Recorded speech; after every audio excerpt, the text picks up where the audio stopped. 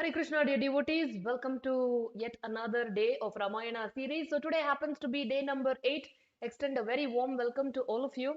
So as always, very happy to see Bhaktavatsala Prabhu, Nagarajji, Karupaya sir, Chinmudra, Raghavendra Kulkarni sir, Umaji, Chakrapani sir, Usha Mataji, Sunita Kandan Mataji, Sushma Mataji, Indumati ji, Rajalakshmi ji, Adai Seturaman ji, Basavaraj ji, Saraswati Mataji, Rashmita Mataji, Somula Venkata Subbareddy garu, Jayalakshmi ji, Shashi ji, Tanuja Mataji, Alagamai, Aparna ji, and Yogita Mataji just logged in. So thank you so much everybody for logging in early in the morning. Let's go ahead and begin today's session. It's also very pleasant to see everybody chanting Jai Shri Ram, Jai Shri Bhakta Hanuman, Jai Srila Prabhupada in the comment section. So let's keep glorifying Lord Rama, Bhakta Hanuman, and all the great devotees of the Lord. So Geeta Mataji is here, wonderful. Basavarajji, thank you so much for confirming that I'm audible. Thank you, thank you. Chetan Prabhu and Chinmudra, all of you. Even before I could ask, you're letting me know. Really thankful. Thank you very much. So let's go ahead and begin with the prayers as always. Let me switch my screen. So kindly join me in chanting the Mangalacharan.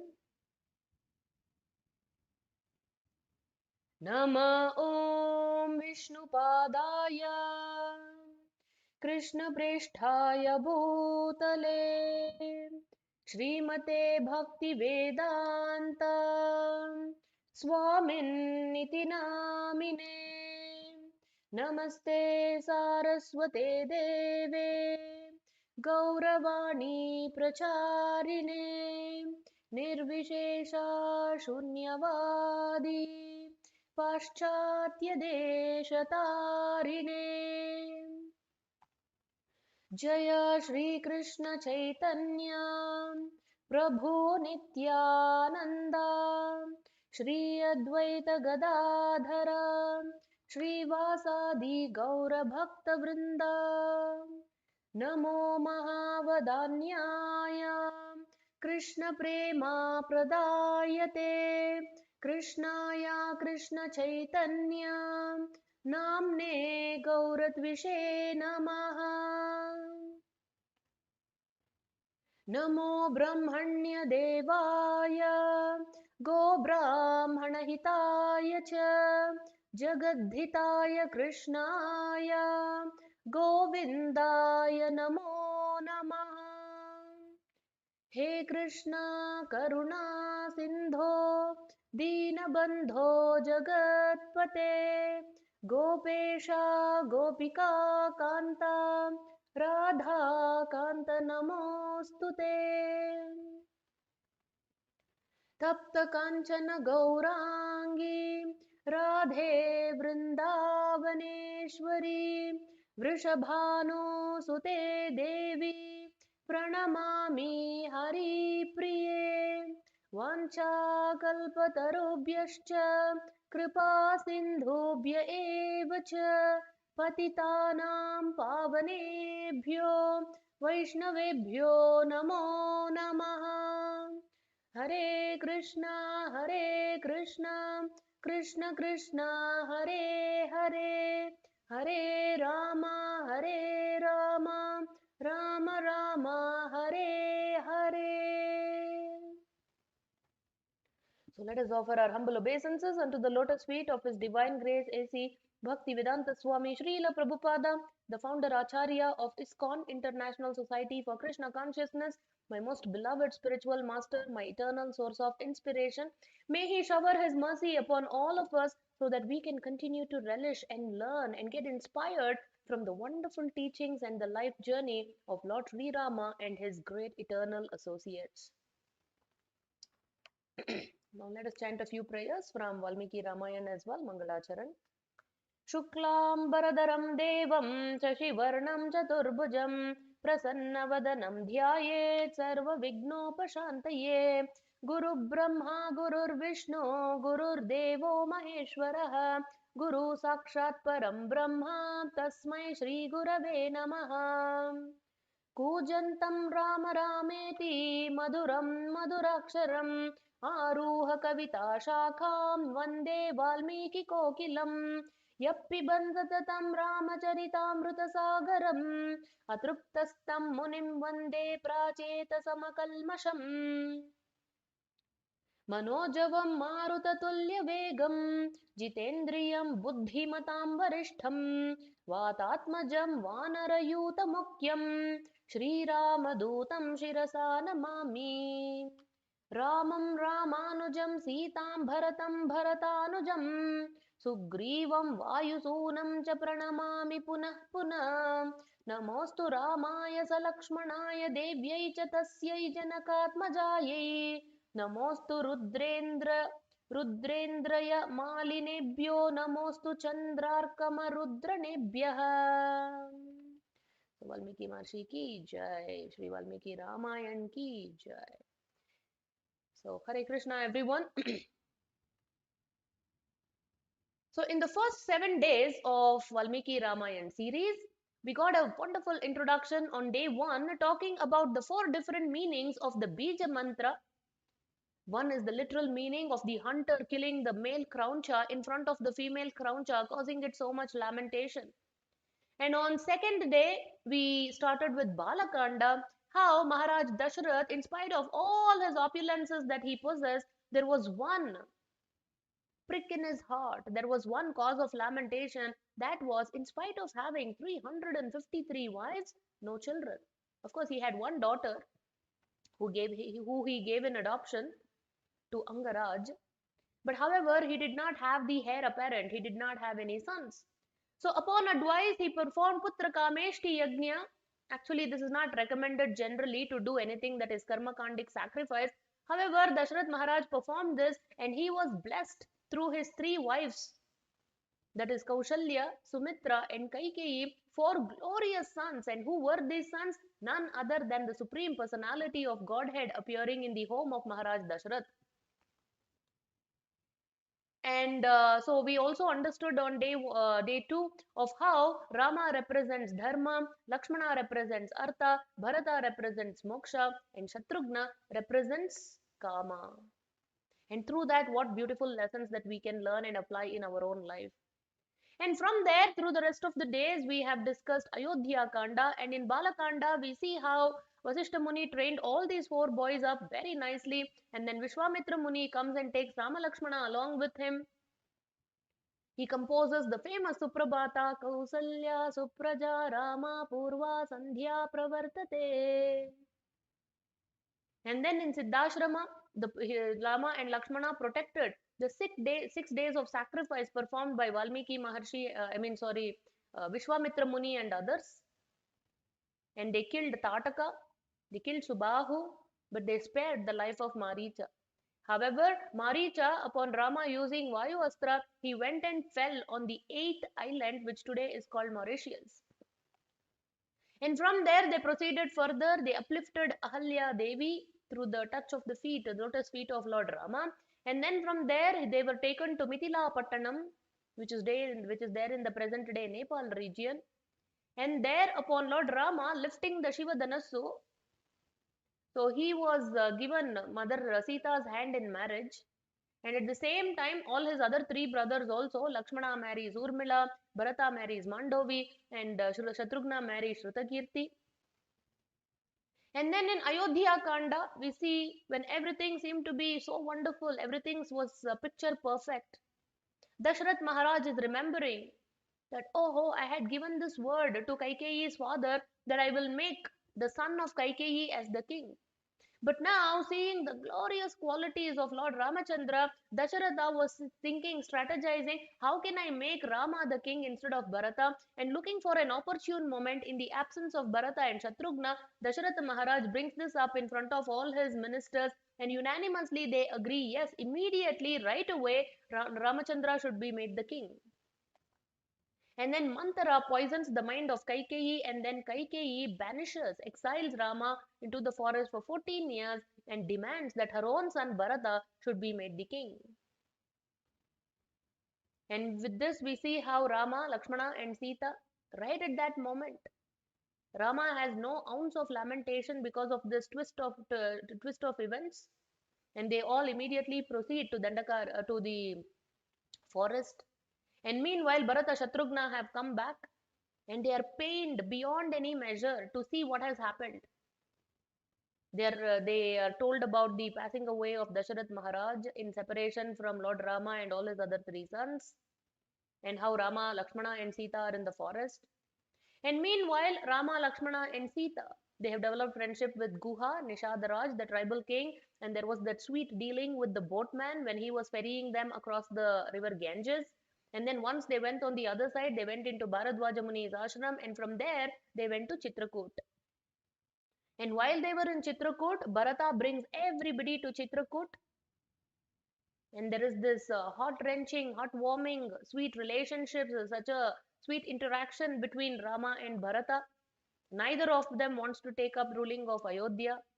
And then Lord Rama gives him his footwear, his Paduka Devi.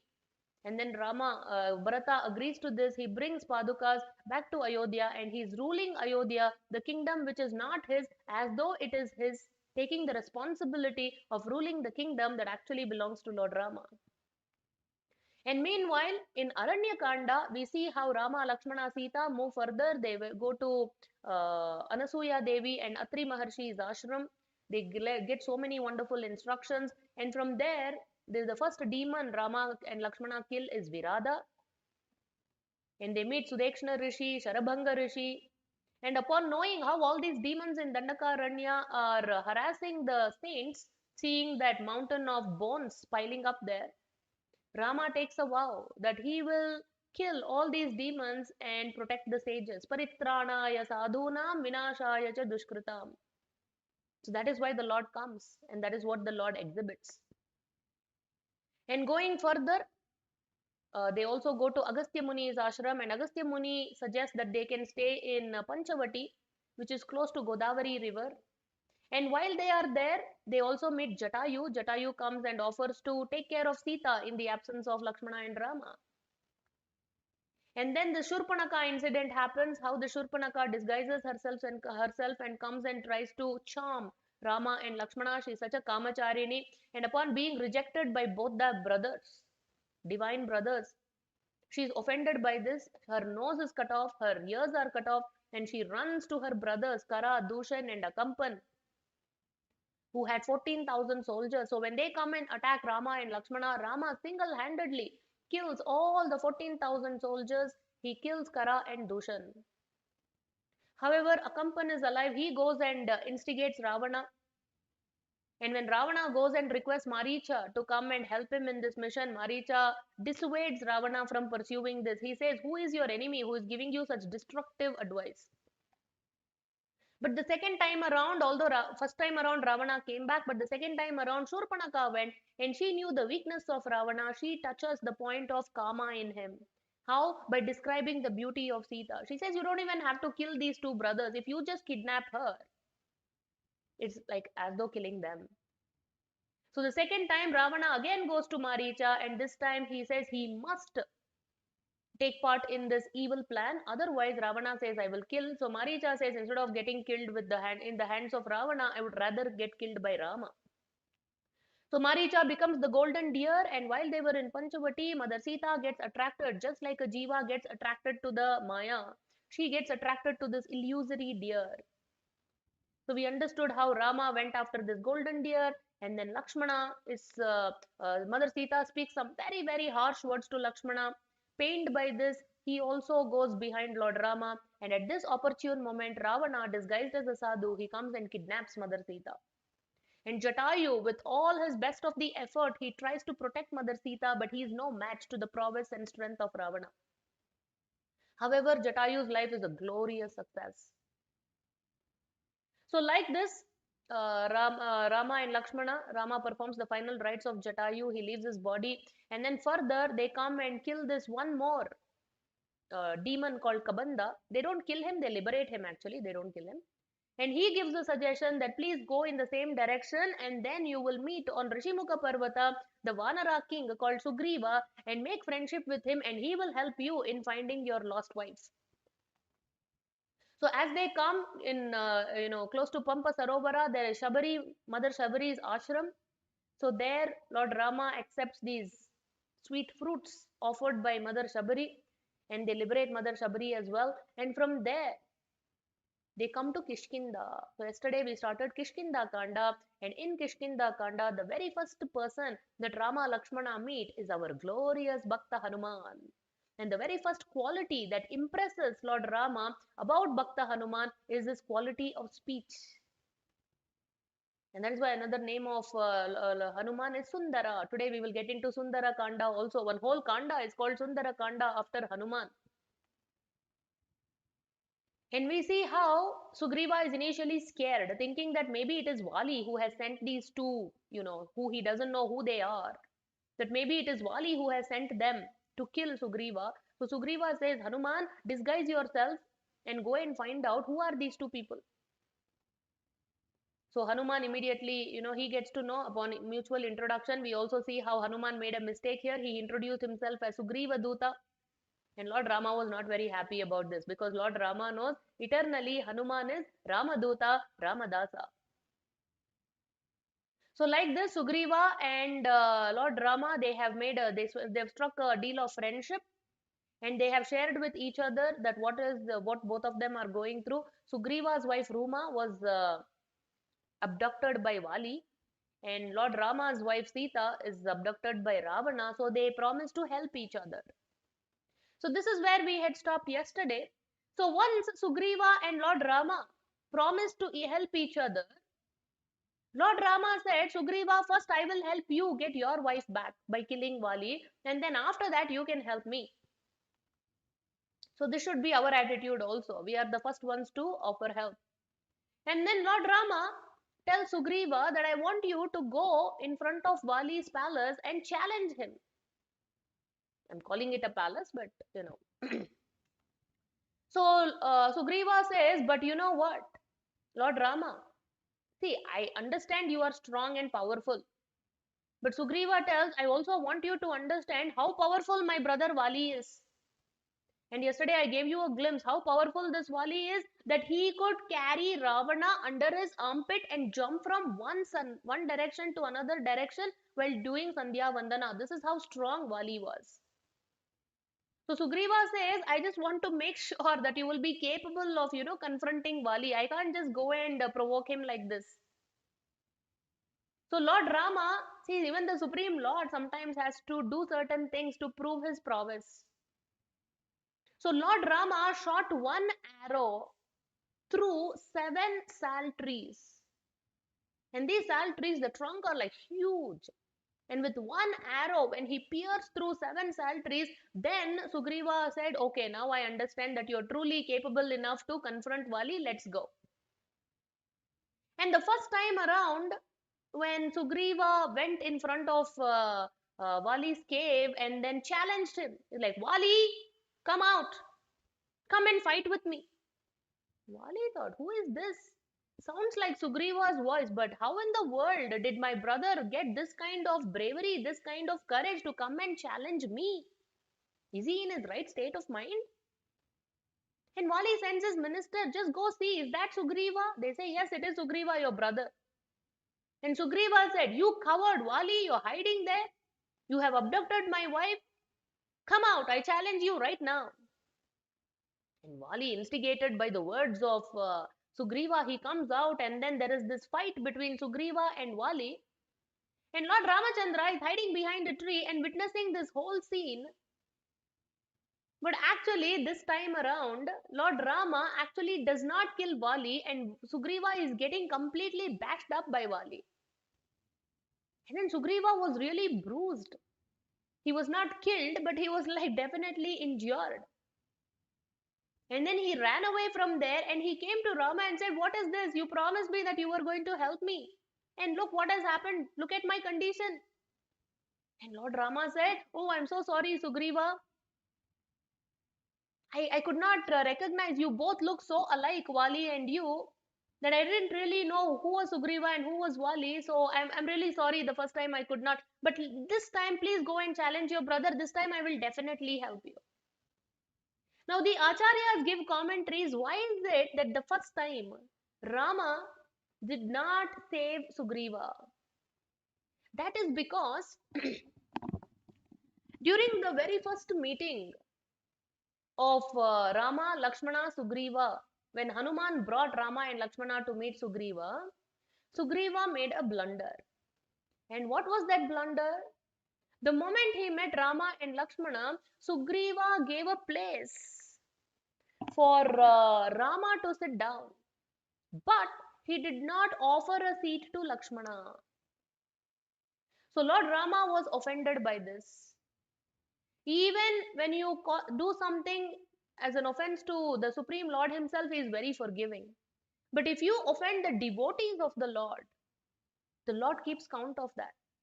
And here Lakshmana is actually Guru Tattva, his spiritual master. So Sugriva, although he honored Rama by offering a seat, but he dishonored Lakshmana, that is Guru, by not offering him a seat. And for this offense committed by Sugriva, he had to go through this incident where he got bashed up by Vali. So we should be very, very careful in the way we honor, in the way we deal with devotees, especially our spiritual master who is a pure devotee. We should be very, very sensitive. But whereas, although Sugriva did not offer a seat to Lakshmana, Hanuman was very sensitive. Remember, he had already made one mistake of wrongly introducing himself as Sugriva Duta. That was just his functional identity. But his eternal identity, that he is the servant of Lord Rama. And for the next 4 months, Hanuman was trying very, very hard to win back the heart of Lord Rama, to quote unquote correct that mistake that he had committed. He was very, very sensitive. This is another glorious quality of Bhakta Hanuman, that he is very sensitive.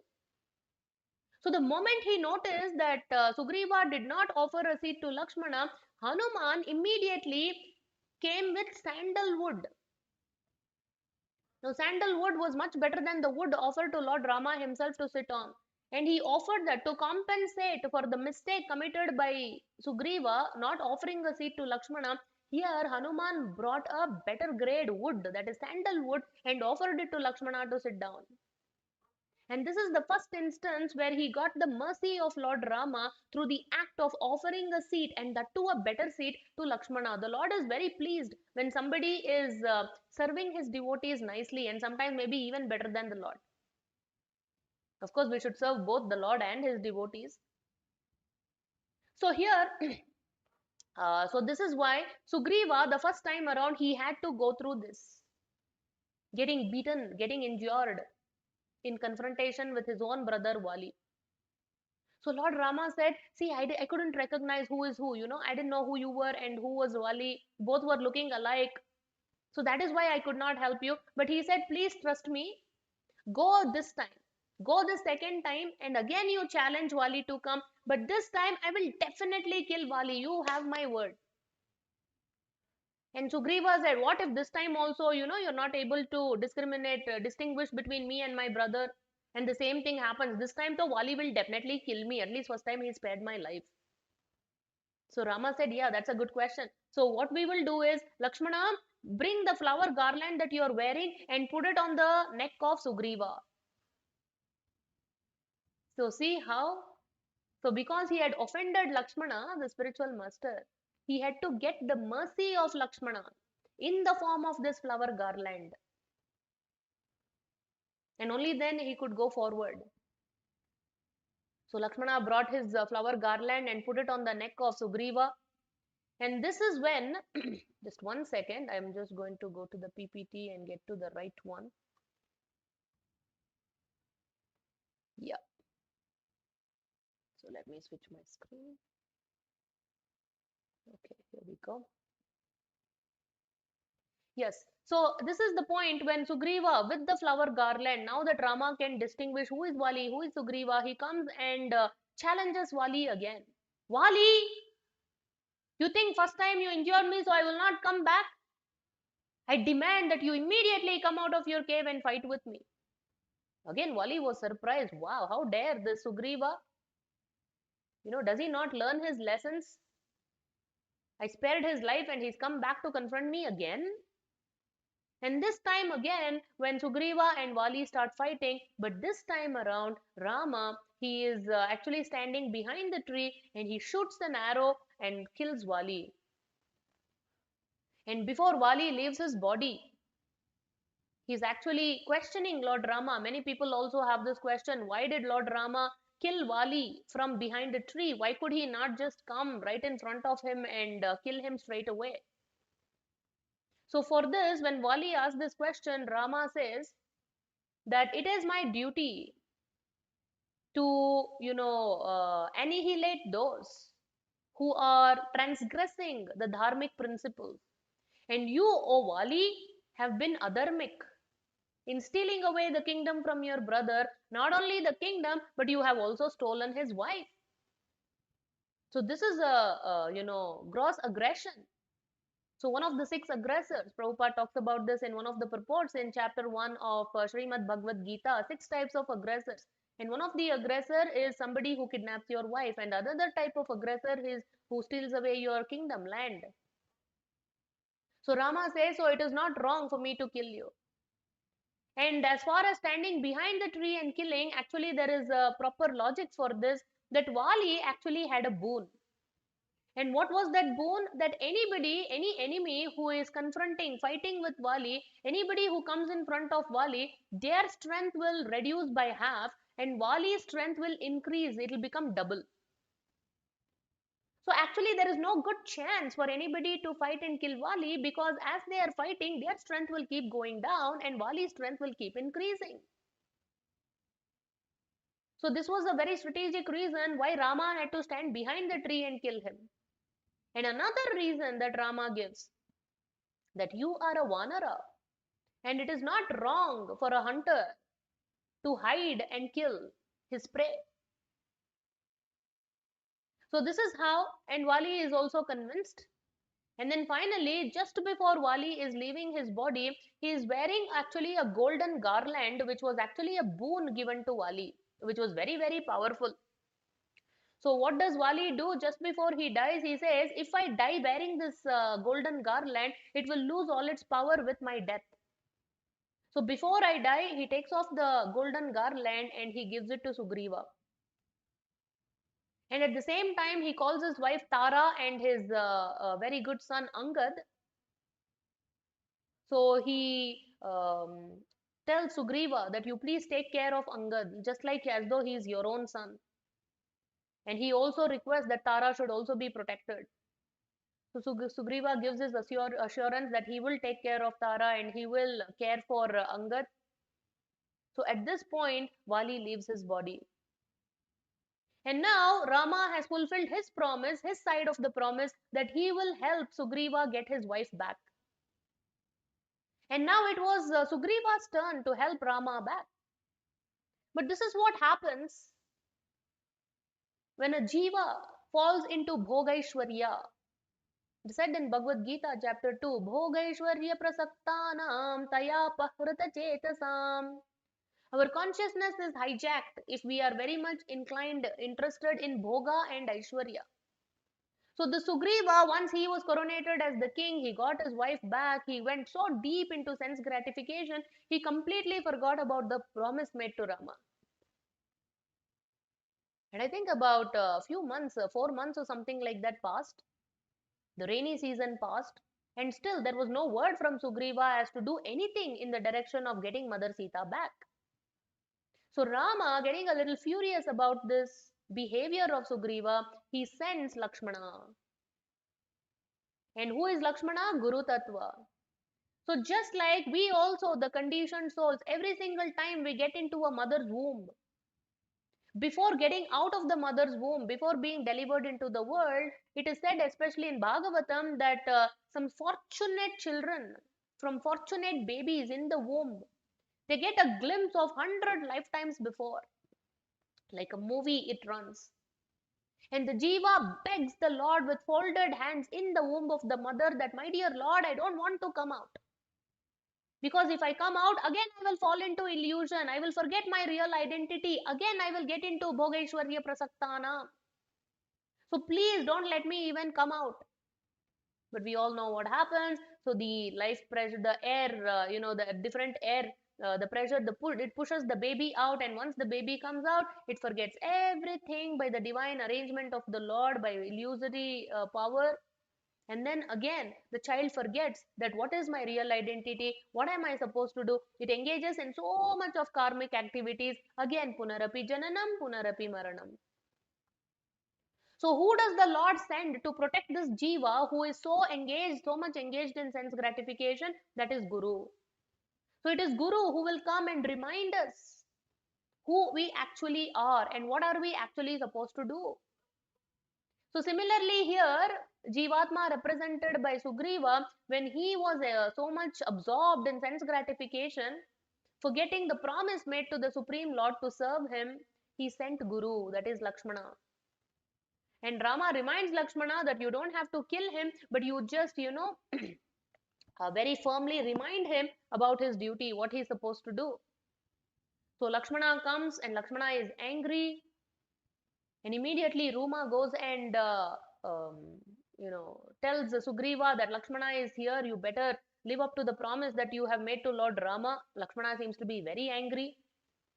So Sugriva comes back to his senses and he comes and says, I'm so sorry that I did this. He says, immediately I will arrange for my Vanara Sena to go in 4 different directions and try and find Mother Sita where she is. So like this, the jiva is shaken up and brought back to the proper consciousness so the jiva can be engaged in the service of the Lord. So Sugriva, he splits his entire Vanara army into 4 and he sends each set of army in a different direction. And every division of army has its own assigned leader. So there was the one division of army which was sent in the southern direction with Angad, with Hanuman, with Jambavan, and they started proceeding immediately. They didn't have much time. So this Vanarasena, when they were moving in the southern direction, so there's so many places that they come through, we don't have the time to go through all the details. And then they meet actually this huge bird, and they're wondering who is this huge bird, he looks so gigantic. And upon asking, they find out actually this bird is Sampati. And who is Sampati? Sampati happens to be Jatayu's elder brother. So Sampati narrates, actually by this point, Hanuman, Angad and all of them, they had pretty much given up. They thought we've come actually to the southernmost, border. So where are we going to go further than this? Where are we going to find Mother Sita? But they thought instead of going back and showing our face without the news of where Mother Sita is, they thought it is better that we just give up eating and drinking and everything and we just leave our bodies here only. So just when they kind of lost hope, that is when Sampati meets all this Vanarasena and he gives the news that actually you have to, one of you must cross this ocean and go on the other side, and Mother Sita, you can find her there. And Sampati also gets the news that actually his brother Jatayu left his body. So Sampati recollects how both of them, they had, these are huge birds, they fly very, very high. So he's recalling how he and his brother Jatayu, once they were flying up high in the sky, and when they got too close to the sun, their wings started burning. And actually, Sampati, being the elder brother, he protected his younger brother by flapping his wings, by extending his wings. And that is how his wings had burnt. And he said, it is now my son who gets me the food and whatever I need, and I just stay here. So it is Sampati who gave hope and gave the news to the Vanaras that, one of you please have the courage. Be adventurous enough to cross over this ocean and go, and you will definitely find Mother Sita. So now, having gotten this news, there was some hope, and this is where Sundarakanda starts. And it's very beautiful how this Kanda came to be called Sundarakanda. Initially, Valmiki had named this something else. But he, because of this prowess exhibited by Bhakta Hanuman, he wanted to name this Kanda after Hanuman. So Valmiki Maharshi approached Hanuman and said, my dear Hanuman, I want to name this Kanda after you. So what name of yours shall I name it?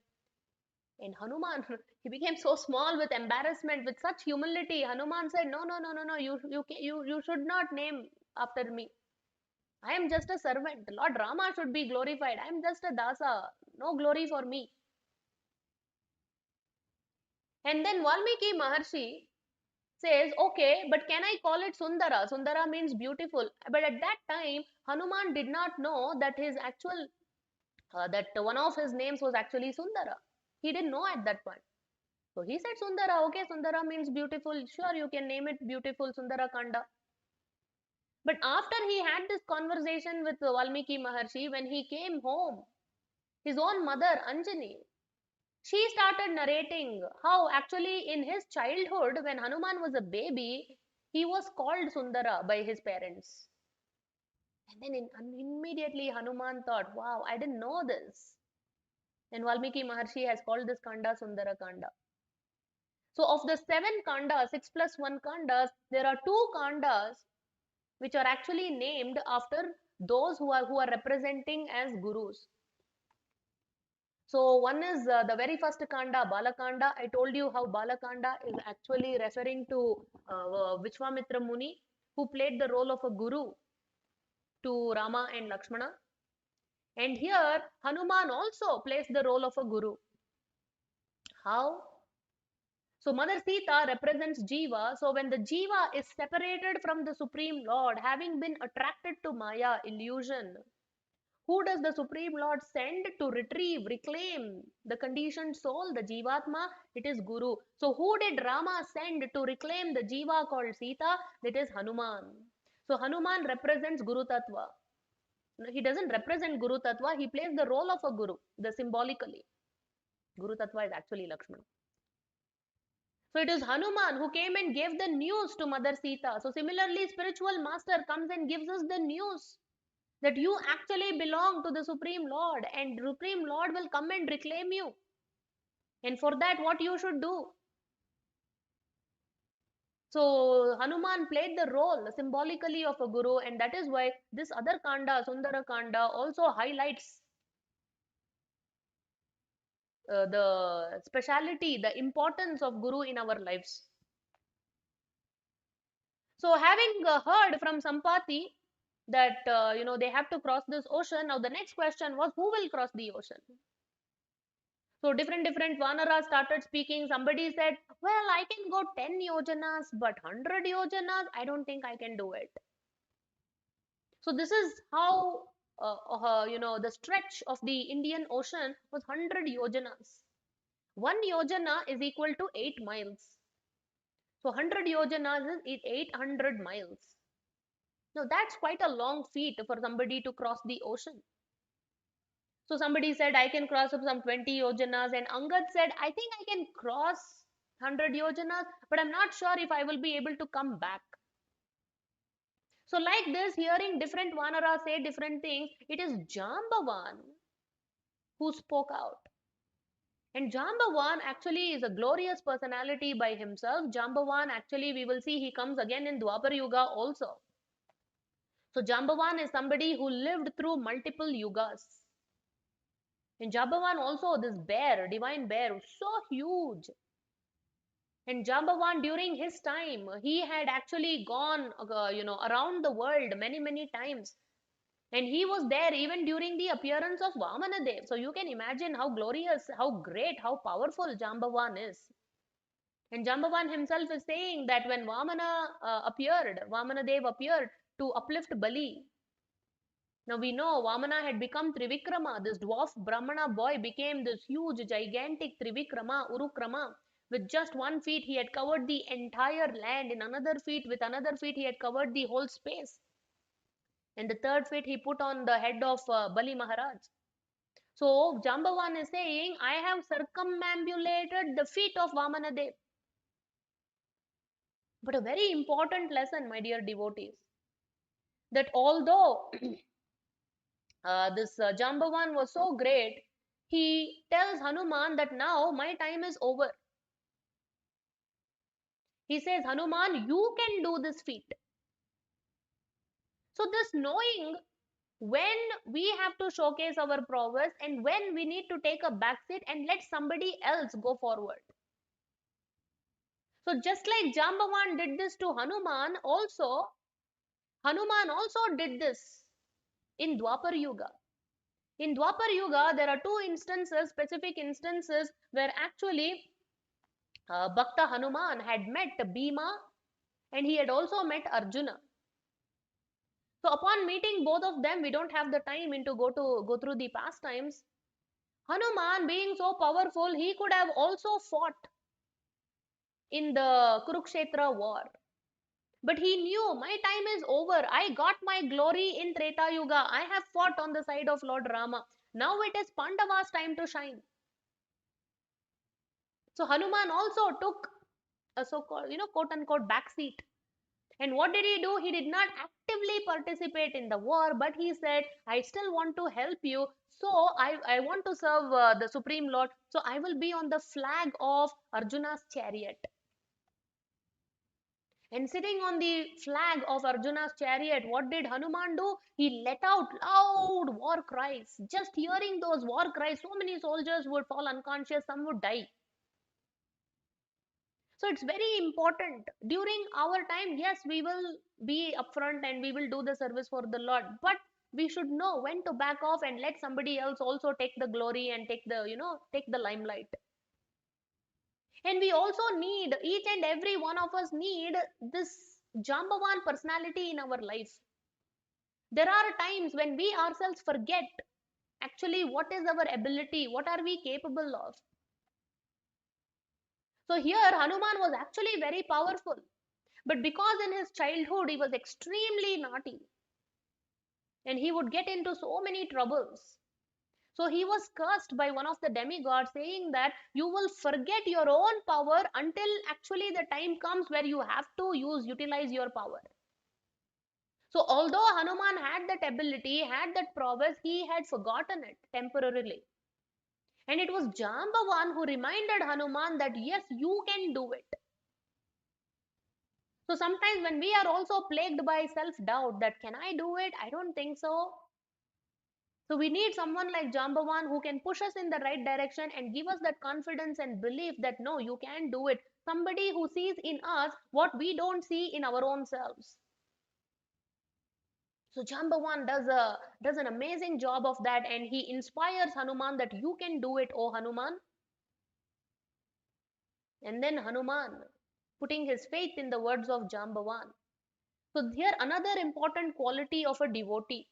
Although Jambavan told Hanuman that you have this power, Hanuman did not cross the ocean based on his belief on his own power and ability. Instead, what did he say? He said, actually, I am one of the arrows in the quiver of Lord Rama. Lord Rama has many arrows, but it is his mercy upon me that he is choosing to use me as the arrow from his quiver to shoot me and take me across the ocean to Lanka. So this is the nature of a devotee. When somebody praises us, we pass on the praise to the Supreme Lord where it actually belongs. So the moment Jambavan glorified Hanuman about his power, Hanuman said, it's not my power alone. It's not just because I am powerful, it is because Rama is using me. It is because I am an instrument in the hands of Lord Rama. I am an arrow in his hand. And we all know Rama, he does not use more than one arrow to accomplish his mission, to hit his target. And every arrow that he uses will never go in vain. It will hit its target. So this is the confidence that Hanuman had in the empowerment of Lord Sri Rama.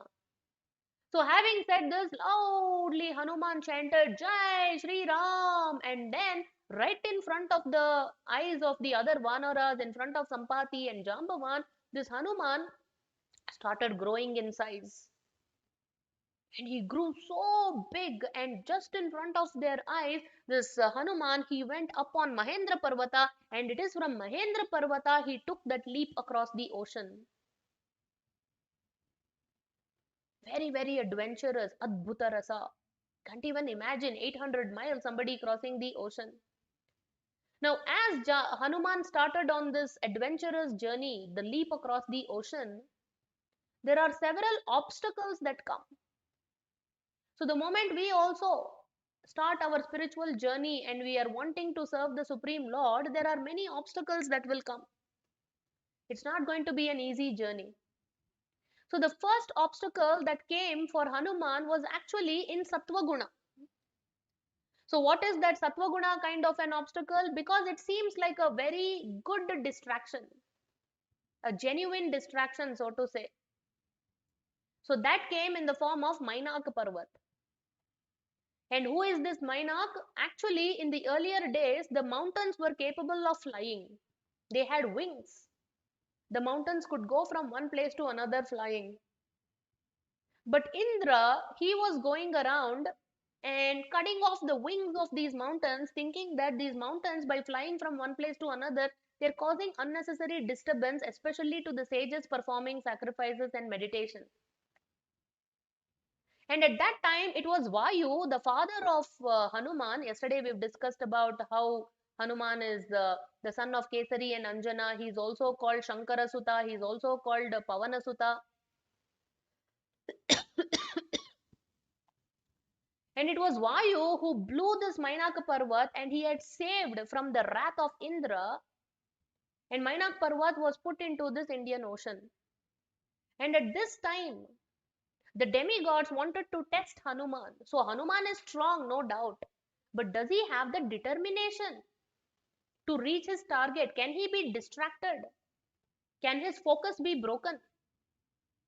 And how did they test? By requesting Mainak that you please rise above the ocean and you tell Hanuman, you request Hanuman that it's such a long journey, Hanuman, it's 800 miles. So why don't you just for a few moments take a break and rest on me and take some, fruits or something like that, and then you can go forward. But Hanuman was so fixed. Vyavasayatmika buddhihi ekeha kurunandana. So Krishna says in Bhagavad Gita, somebody who is fixed on the mission of in executing the mission of the spiritual master is one-minded. They are focused on just one thing, ekeha. So Hanuman very politely but firmly says, Mainak, I appreciate your hospitality, I appreciate your gesture, but however, I am a man on the mission. I cannot distract myself.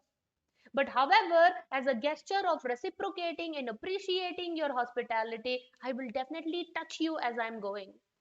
So Hanuman did not stop even for a moment. He just barely touched Mainak Parvat and he kept moving forward. So also some acharyas say this Mainak Parvat coming and distracting, trying to distract Hanuman, this is to test the lobha of the jiva, greed. Sometimes, yes, we come on the path of spirituality, but we may get distracted by certain other greedy needs and wants. So somebody offered this, somebody offered that. We may get so distracted by all these things that we may lose sight of the actual mission. So Hanuman successfully overcame this obstacle of Mainak Parvat. And Mainak had also told Hanuman that, your father had helped me. So now I want to help you, your Vayuputra. But Hanuman respected all that, but he kept moving in the forward direction. So the next obstacle that came was in the form of Surasa. I have not put a picture of Surasa here. This is the next one, Simhika. So Surasa. So now Surasa also, she came and she wanted to swallow Hanuman. And Hanuman kept getting bigger and bigger in size in the hope that she will not swallow. But the bigger he got in size, she also was growing in size. If he became 10 yojanas, she would become 20 yojanas. Like this, both of them, not yojanas, in the terms of size. So as he kept increasing in size, the Surasa also kept increasing in size. And Hanuman was actually tricking her. He was growing bigger and bigger, and she was also growing bigger than him with the hope to swallow him. And just when she got too big, at that time, suddenly Hanuman has this mysterious power. He can grow big, he can grow small. Immediately, he became very small. He just quickly went into the mouth of Surasa and jumped out. So he said, you wanted to swallow, I have at least come into your mouth and I've come out. And then he just immediately kept moving forward. So here it is said, while Maina obstacle was tempting for Loba, the second Surasa is for pride, Mada. So what is that Mada? In the service of the Lord, sometimes that pride will come. I am great, I am this, I am that, everybody respects me. And this pride can be another obstacle. And pride comes because of various reasons. Kunti Maharani speaks this in Bhagavatam. Janma Shruta Shribhi. So because of one's birth, because of one's wealth, because of one's position, because of one's intelligence, Shruta, because of one's beauty, there are so many reasons how somebody could become proud. And the moment we become proud, our spiritual growth will be stunted, it will be halted. So how to overcome pride? Just like Hanuman, he became small. And by becoming small, that means by exhibiting humility, we can overcome this obstacle of pride. So, amanina, manadena, and Mahaprabhu says we have to become lower than grass, lower than a blade of grass, humility. So, the second obstacle of Surasa represents this. So, becoming humble. And the third obstacle that Hanuman faced was Simhika Rakshasi. He had approached very, very close to getting into Lanka. At that time, this dangerous looking Rakshasi called Simhika, she was appointed by Ravana to stay there if somebody tried to intrude, get into Lanka. She actually, just based on the shadow, she will attack and try to kill the person. So this is actually, Simhika represents envy. So this envy is actually the king of all the anarthas. That is why Krishna also, the very first quality he says is very pleasing in his devotees is adveshta, somebody who is not envious, somebody who is not having any hatred. So what is envy? Even for no reason, attacking somebody, finding faults with somebody, criticizing somebody. So this fault finding mentality, critical mentality, this is representing envy. So this Simhika, even just with the shadow, she was attacking the intruders, the people who wanted to get into Lanka. And again, we don't have the time to get into all the details. So Hanuman very successfully overcame this obstacle also. He killed Simhika using his mysterious powers, mystical powers. So like this, Mainak, Loba, Surasa, Mada, pride, and then Simhika, Dvesha, that is envy, Matsarya. So having overcome all these three obstacles, so finally Hanuman came. And he thought now it is daytime and it is not the best time to enter Lanka because he will be very prominently visible. So what he thought, I will just wait until night time. When it gets dark, then I will slowly get inside Lanka. So timing is also very important. Yes, we are rendering service, but we should be very thoughtful as to when what we are doing. Because the right thing at the wrong time can give us wrong result. So we should be careful, not just doing the right thing, but also at the right time as well. So like this, Hanuman waited for the opportune moment and he became very small like a cat. So he can become big when he wants, he can become small when he wants. But there was a Lankini who was guarding this Lanka and she immediately noticed that who is this, creature? And she tried to stop Hanuman and she started harassing Hanuman. So what did Hanuman do? He gave a tight slap for this Lankini and immediately she fell unconscious. And when she was brought back to consciousness, this Lankini understood that this is the beginning of the end of Lanka. Because she knew that whenever a monkey comes, actually we say monkey, actually that is not the proper way of addressing. So she knew that when this person comes and slaps me, that is the beginning of the destruction of Lanka. Actually, these Vanaras in many movies and serials, they are depicted as monkeys, but actually they are not monkeys. They actually come under the 4 lakh human species only. And actually, even right now, they live in Kim Purusha Varsha. And Kim Purusha Varsha, the deity who is presiding over Kim Purusha Varsha is Bhakta Hanuman. So they are glorious beings. So we should not undermine them saying that they are monkeys. They aren't. And as soon as Hanuman entered Lanka, and during night time, after slapping this Lankini, and as he went out, he was really impressed with the kind of city, the kind of island this Lanka is, Swarna Lanka. Everywhere gold, gold, gold, gold. And as Bhagavad Gita, Krishna says, Yanisha sarva bhutanam. Whatever is night for all the beings is the time of awakening for the self realized. And whatever is the time of awakening for all beings is the night time for the self realized souls. So here it is night time, but it is at this time all these Lanka Vasis, all crazy looking, all different colored hairs, the kind of protruding teeth they had, and they looked so ghastly. But to them, they thought they were looking very attractive, and they were all getting out of their palaces at this time. So their day starts at this time. They are going out to enjoy, which I think is very common in the present day, many cities, especially metropolitan cities, partying until late night. Yeah, this is all like Lanka Vasis, all the different colored hairs. So Hanuman, without disrupting anybody, without causing suspicion to anyone, slowly he became very small, and he was wandering in the city of Lanka, and then finally he managed to enter the palace of Ravana, because he has to find where Mother Sita is, and going to different quarters of the palace, finally he came to the final private chambers of Ravana. So many women are sleeping in his bedroom.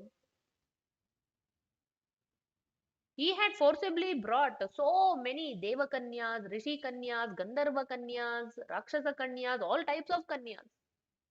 Many of them he had forced, and some of them, looking at the beauty of Ravana, they themselves had come. In fact, Ravana was so beautiful that even Ramachandra appreciated the beauty of Ravana. After killing Ravana, Lord Rama said, Aho Rupam. He said, he is a very good looking person. Aho Rupam, very good looking, very attractive. And many women were naturally attracted to the charm and beauty, to the looks of Ravana, and they themselves had also come with him. So, anyhow, here is Hanuman, who is actually a Naishtika brahmachari, who is completely celibate, and here he is having to he is having to look at each and every one of these women, and that too during at this time of the night.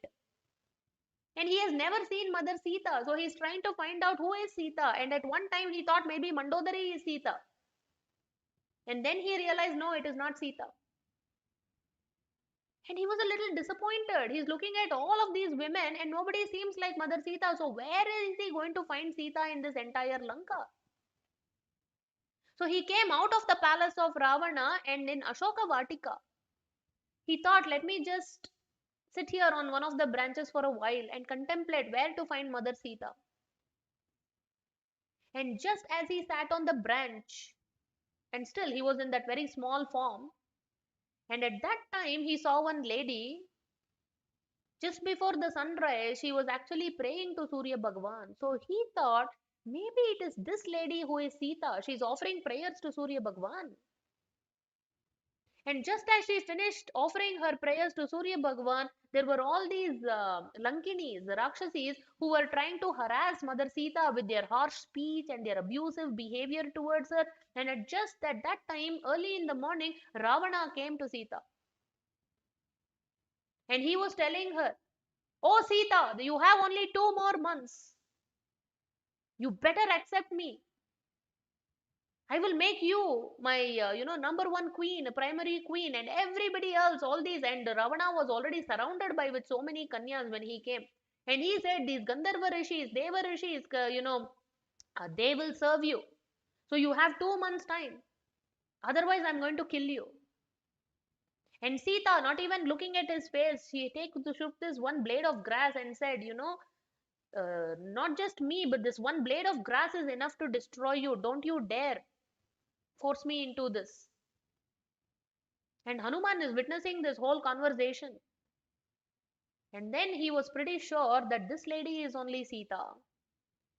But however, he was patiently waiting for Ravana to go back, and after Ravana left, in the absence of these Lankinis, that is when Hanuman, sitting on the branch, he starts singing the glories of Lord Rama and the life history of Lord Rama, how four sons were born from Putrakameshti Yagnya to Maharaj Dashrath in Ayodhya, and then how they were raised and how they were taken by Vishwamitra Muni, how they married.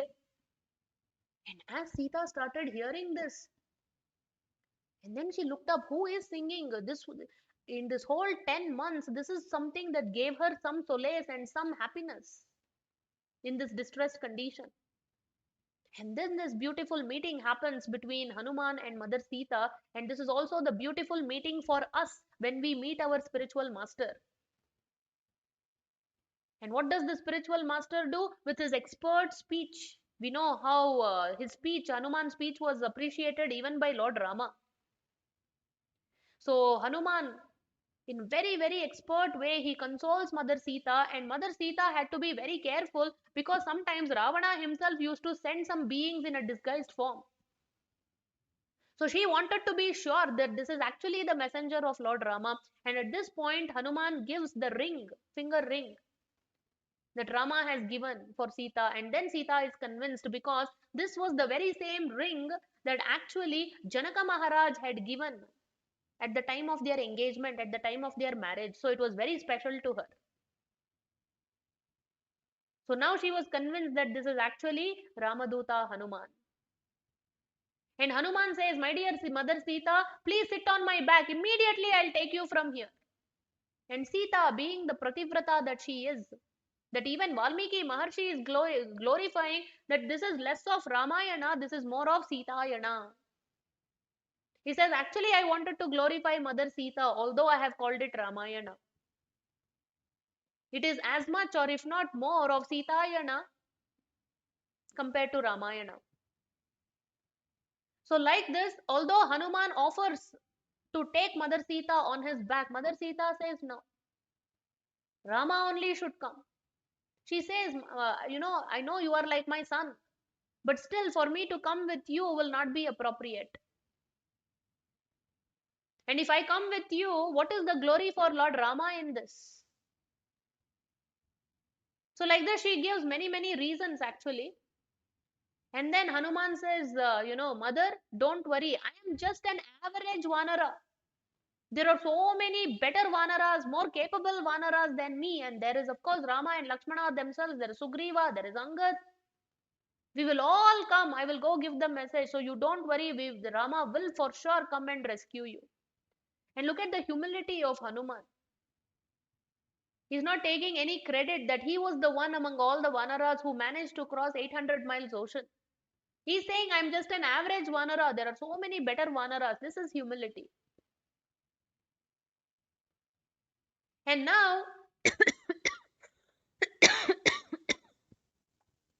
Hanuman, now having found Mother Sita, he didn't stop at this. So he wanted to test what is the strength of this Ravana.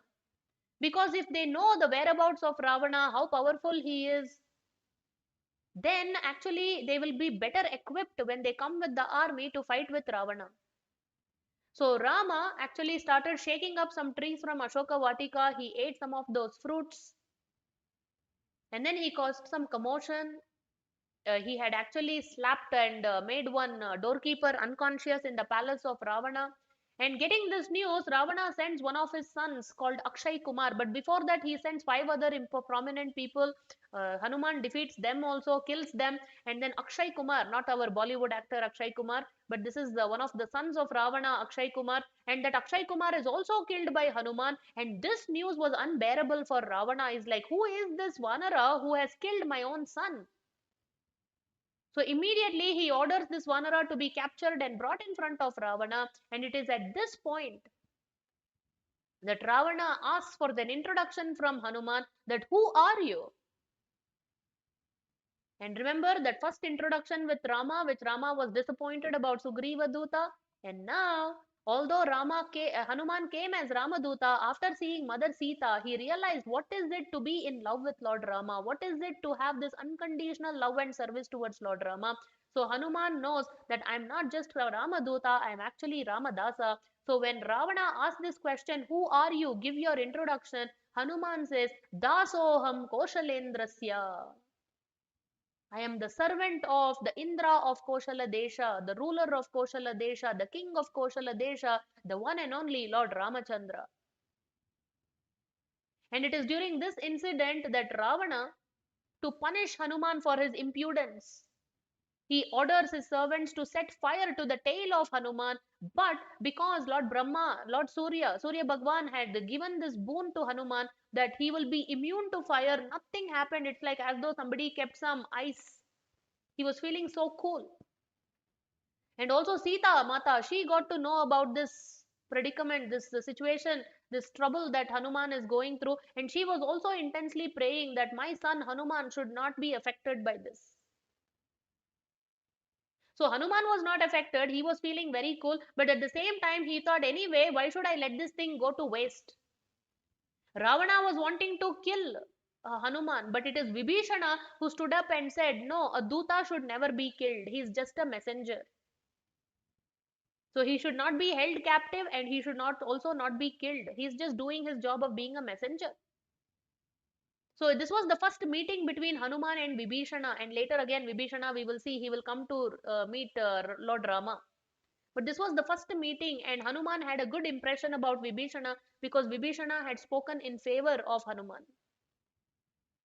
So he was released, and then Hanuman being released, he using the same tail that was on fire, he jumped from palace to palace to palace and he set the whole Lanka on fire except for two places. One is Vibhishana's palace. He had Tulasi garden in front of his house, and there was Ramanama coming out of that house. He realized that Vibhishana is a devotee. And the second place was Ashoka Vatika because Mother Sita is there. So, except for these two places, there was a huge commotion created by Hanuman by setting the whole fire on whole Lanka on fire. So, there is utility for somebody's anger also. If at all we have to get angry, we should get angry on people like Ravana, demons like Ravana who are against Lord Rama. And then Hanuman, before he leapt off back to Kishkinda, he comes back to Ashoka Vatika and just makes sure that Mother Sita is okay. So he gives her assurance again, saying that I'm fine, nothing has happened to me, I'm okay, I'm going back now, I'm going to give the message. And Sita also gives her Chudamani, just like Lord Rama gave the finger ring. So here Mother Sita gives Chudamani and says, please give this ornament to Lord Rama. And she also narrates there was one instance when Rama and Sita were in seclusion. Lord Rama was keeping his head on the lap of Mother Sita and resting. At this time, Indra's son, I think his name was Jayanta, he had come in the form of a crow and he was trying to hurt Mother Sita by pecking at her. And when Lord Rama came to know this with just one blade of grass, he had tried to kill this crow. And this crow ran for help in all the three worlds, and upon not receiving any help, finally this crow came and fell at the lotus feet of Mother Sita, begging for mercy. And upon Mother Sita's insistence that this crow was spared, but one eye of his was actually removed. So this is how crows even now, right? They although they have two eyes, actually it will be constantly moving this way, that way, like as though they have only one eye.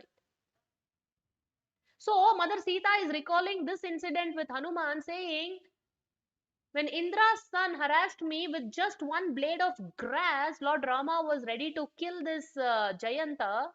But now this demon Ravana has kidnapped me and kept me here for 10 months.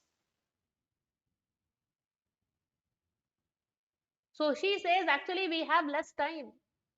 So that same Lord Rama, how is he tolerating this separation? So please tell him that he should come immediately and rescue me and annihilate this demon Ravana. So having received this message and along with the Chudamani, the hair ornament, Hanuman comes. He leaps over the ocean again. He subdues, he puts off the fire of the tail and he goes back to Kishkinda, all the Vanaras. Hanuman shares the credit with everybody. He gives the news that they have found Mother Sita, and immediately they are all moving to the place where in Kishkinda, Lord Rama and Sugriva and Lakshmana are there. And then on the way, there is one very beautiful forest called Vana, actually, garden, Madhuvana. And there they were taking all this fruits from the Madhuvana without the permission of Sugriva's son, who was safeguarding that. And then Sugriva's son goes and gives this news to Sugriva that without my permission, this Hanuman and Angad and all of them are taking this. And Sugriva immediately announces, this means that Hanuman has found Mother Sita. That is why they are doing this. Otherwise, they would not have done this. And so Sugriva sends his son back and says, give the news and bring Hanuman immediately here. And they all come. And Hanuman gives this news, and this is the best news ever. And immediately, this is the time when actually Lord Rama hugs. There is this famous picture, right? Lord Rama hugging Hanuman. So this is the incident where, this is the instance where Rama hugged Hanuman. And he gives the chudamani, he conveys the message given by Mother Sita, where she is, and he gives all the whereabouts about Lanka. So now they have exactly 1 month time, and they have to go to Lanka and rescue Mother Sita. So this is where it is the beginning of Yuddha Kanda, the war that is about to break out between the Vanara Sena and Ravana Sena, between Lord Sri Ramachandra and the demon Ravana. So what is going to happen in this Yuddha Kanda? How Lord Rama is going to attain the victory, and how they are going to rescue Mother Sita and come back to Ayodhya. So Yuddha Kanda, and very briefly Uttarakanda, my dear devotees. Tomorrow will be the Purnahuti, the completion of this yajna that we are doing, Ramayana yajna. So we will go through this section tomorrow. So request all of you as always. So please do come tomorrow as well, sharp at 6 a.m. Indian time. Looking forward to having you. So thank you so much for being the part, being an enthusiastic participant in this Valmiki Ramayana series. I truly appreciate it. So until I see you tomorrow, Sri Ramachandra Bhagavan ki jai, Bhakta Hanuman ki jai, Valmiki Maharshi ki jai, Jagadguru Srila Prabhupada ki jai, Samaveta Bhakta Vrinda ki jai, Gaura Premanande, Hari Hari Bol. So thank you very much, everybody. We'll see you tomorrow. And all of you, it will be very nice in the chat section if you say Jai Hanuman, Jai Bhakta Hanuman, Jai Sri Ram before you leave today's session. So thank you very much. Take care. Hare Krishna. Jai